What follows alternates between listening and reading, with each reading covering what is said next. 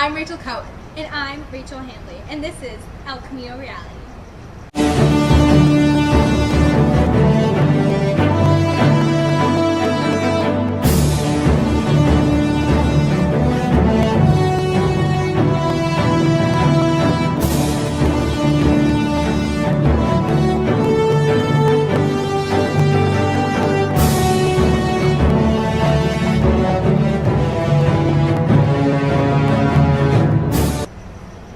Mid-October. We all know what that means. Bring out the pumpkins, the Halloween costumes, and College Awareness Week. The college office organizes this annual event so that anyone from any grade can get the information they need. We talked to some of the movers and shakers behind this event. College Awareness Week is 5 days dedicated to showing students their options for college. Staff and students in the college office explain what College Awareness Week is all about. College Awareness Week, it brings out the spirit of teachers and students as well for college. College Awareness Week's main goal is to get people pumped about college. College Awareness Week was a district-wide event that they have with all of LAUSD, but as far as being charter, we kind of put our own twist to it. The whole week is set up for different activities for people to get involved with. We have some different activities going on. We did the Under the Chair activity, which was we randomly selected chairs throughout the school to put a little note under, and then if you had a note under your chair, you could come into the college office to get a prize. We had Ask a PCC a Question, and you get prizes for asking us questions like candy. This year it's been great. I mean, the amount of raffle tickets, we had no idea how many raffle tickets were going to come in. We already are trying to think of more prizes so more people can win. The college office has a lot of activities to attract students, but there are also other reasons to go and visit counselors. We can answer their questions if they have any. We have so many resources for, community college and Cal State. It's not just top students. Freshmen and seniors, we're all stressing over college, and it's a good way to help them out. We call out students, and we're going to help them with their college process. Being spirited about college, being excited for it, not being scared or pressured or anything, actually being excited to go away. We'll help with applications, financial aid, we put on evening events, so it's just getting the word out there. College Awareness Week might be over, but the college office is always open, so go in and visit a counselor about any questions for college. For El Camino Reality, this is Nahal Tagavi reporting. Thanks. And don't forget, the UC applications are due November 30th. Hey Rach, I have a riddle for you. All right, Rach, let's hear it. What has 9 members, lots of after-school hours, and tons of dedication? I don't know. What? The academic decathlon team, of course. Let's learn more about these super smart seniors and what they're all about. With 6 national championships, El Camino holds the record for the greatest number of wins in academic decathlon, also known as DECA. It's an annual high school competition that covers 10 subjects, including literature, math, economics, music, speech, and art. This year's subject focuses on Russia. The challenge involves 7 multiple-choice tests, 2 speeches, and an essay. We spoke to the 9 team members to learn more about their lives since joining DECA.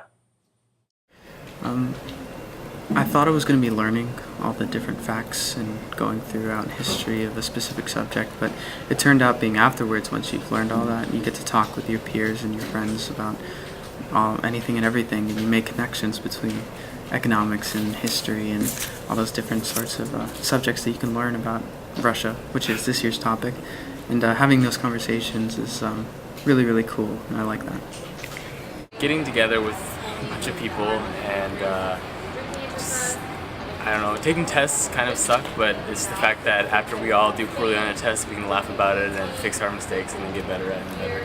I like the camaraderie and I also like the competition. A lot is at stake, there's a lot of pressure, and it's cool in a way because, you have to live up to it. There's a lot of adrenaline going on. And then I also like the team atmosphere. We all work as a group. Just the time spent with good friends, and there's 9 of us, so we're just all headed towards the same goal, and we all have the same ambitions, and we're just a fun group, I think, this year, and it's just good to hang out with each other. We all get along really well. It was cool for me because I knew most of the people on the team when I came on, so we already had a relationship going before. We have a really, really close relationship. We all knew each other before we joined DECA, so it was really easy to get to know one another. and it's just a great time just studying together, being together. Well, a great man once said, once you join academic decathlon, school becomes your extracurricular. So my life is decathlon, and my social life is somewhere between non-existent and minimal. We're bigger than family. It's insane. We get along well. The fact that we become so much like a family. We spend so much time together, you know, after school studying. We work so hard, but it really, like, we become our own family, our own support group, and you spend a lot of time with the other 8 members on the team. I have to pretty much set my own life into like 15-minute increments. So I have to give myself 15 minutes to do one homework assignment, then 15 minutes to go do some extracurricular, and then 15 minutes just to like rest, and then go back to 15 minutes to do something else. Relationships between all the members. We mess around a lot and we have a lot of fun together, and that just makes it more tolerable to be studying so much. English teacher Stephanie Franklin is coaching her 6th academic decathlon team this year. The biggest challenge for academic decathlon, the reason the program is the success that it is always the development of students that don't think they can do this.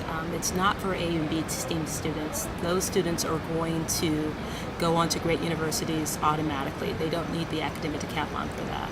But when you have a student who struggled in school and every subject's not their favorite, and they discover that they can not only be the best, but be the best in 10 separate disciplines and discover what they can really do, that's why it's worth the time. This has been Ishmael Motadi reporting for El Camino Reality. Thanks. In this week's installment of ECFashion, Sandra Davis and her crew take us beyond clothing tips and into skincare. Let's get advice on how to keep our complexions camera ready.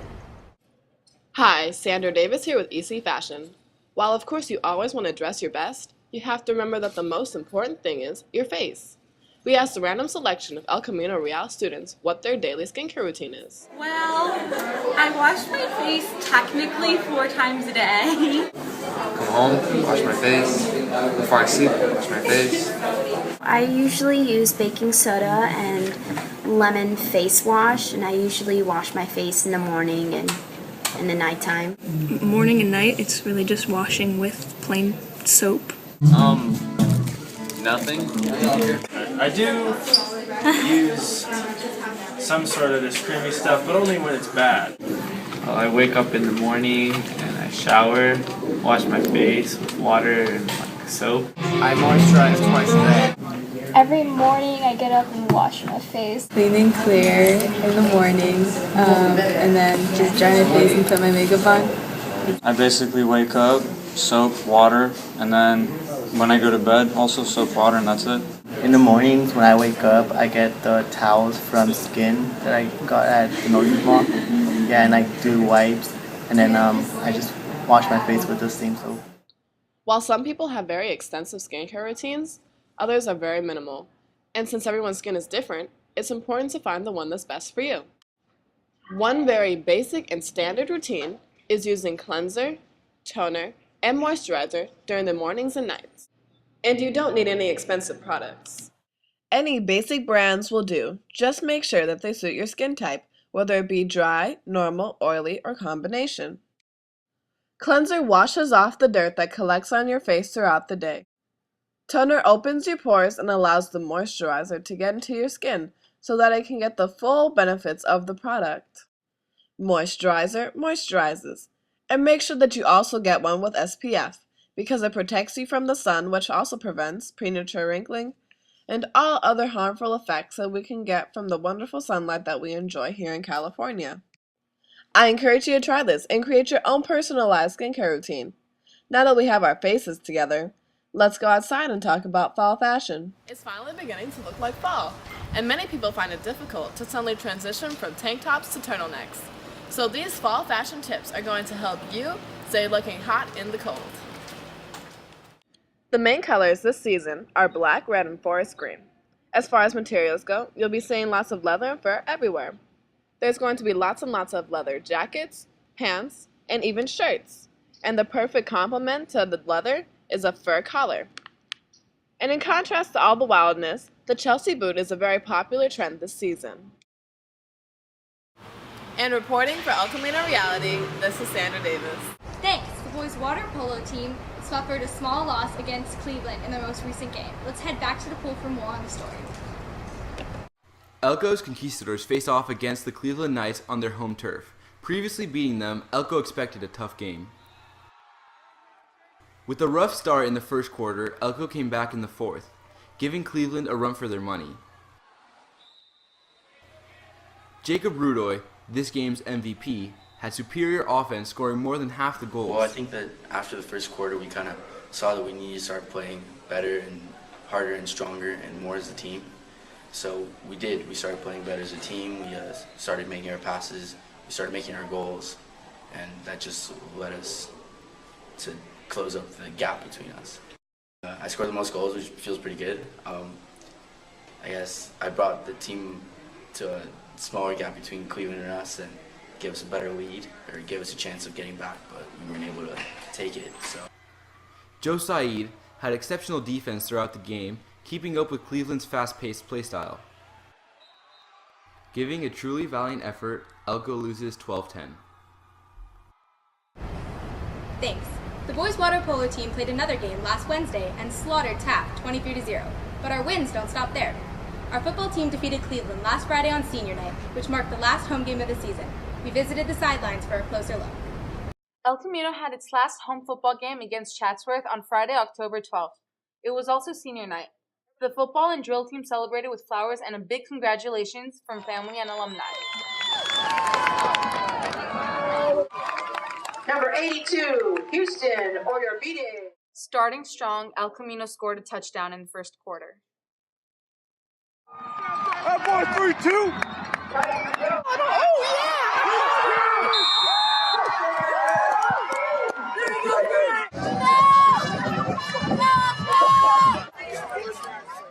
El Camino dominated over Chatsworth 47-14.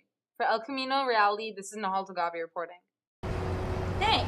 From all of us here at El Camino Reality, have a great day. And stay sharp, Conquistadors. Don't forget to tell your friends to check us out on YouTube or at our website, ecrjournalism.com.